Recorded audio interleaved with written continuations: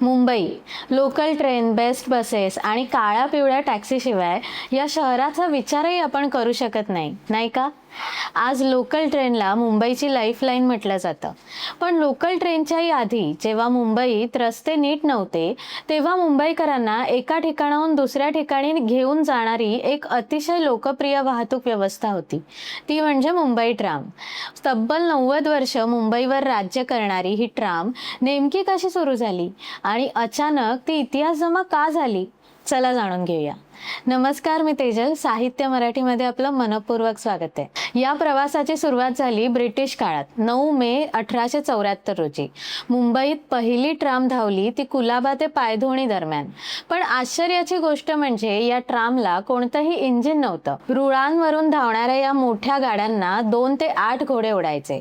विचार करा, ताशी फक्त 5 मैल म्हणजे साधारणतः 8 किलोमीटरच्या वेगाने ही ट्राम धावायची. आणि या ट्रामचं तिकीट किती होतं माहिती आहे?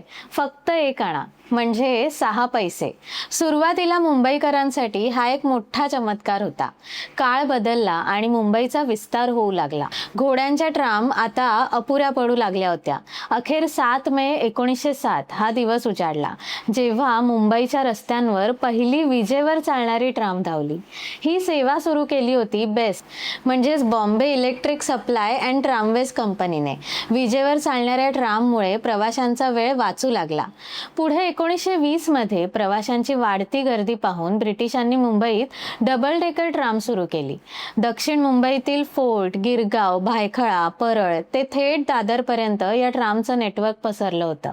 आज आपण ज्या परिसराला दादर टीटी म्हणतो, त्या टीटीचा फुल फॉर्म ट्राम टर्मिनस असाच आहे, कारण तिथून ट्राम मागे वळायच्या किंवा तिथे थांबायच्या.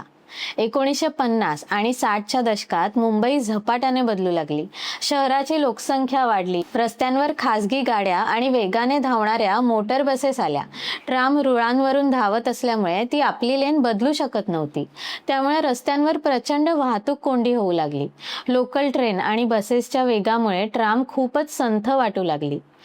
आणि म्हणूनच अखेर प्रशासनाने एक कठीण निर्णय घेतला. 31 मार्च 1964ची ती रात्री ठीक 10 वाजता बोरी बंदर म्हणजे आजच्या CST वरून दादरसाठी शेवटची ट्राम सुटली. हजारो मुंबईकर या शेवटच्या प्रवासाचे साक्षीदार होण्यासाठी रस्त्यावर उतरले होते. डोळ्यात अश्रू आणि जड अंतःकरणाने मुंबईकरांनी आपल्या या लाडक्या मैत्रिणीला निरोप दिला. मित्रांनो, आज मुंबईत ट्राम धावत नसली तरी तिचा इतिहास आपण विसरू शकत नाही. जर तुम्हाला ही जुनी ट्राम जवळून पाहायची असेल तर आजही ती CST स्टेशन बाहेर असलेल्या भाटिया बागमध्ये बेस्टने एक जुनी ब्रिटिशकालीन ट्राम जतन करून ठेवली आहे. तिला नक्की भेट द्या. तुम्हाला मुंबईच्या या ट्रामबद्दल काय वाटतं? तुमच्या घरातल्या मोठ्या व्यक्तींनी कधी या ट्रामने प्रवास केला होता का? मला कमेंट करून नक्की सांगा. व्हिडिओ आवडला असेल तर लाईक करा, शेअर करा आणि अशाच रंजक माहितीसाठी साहित्य मराठी चॅनलला सबस्क्राईब करा. धन्यवाद.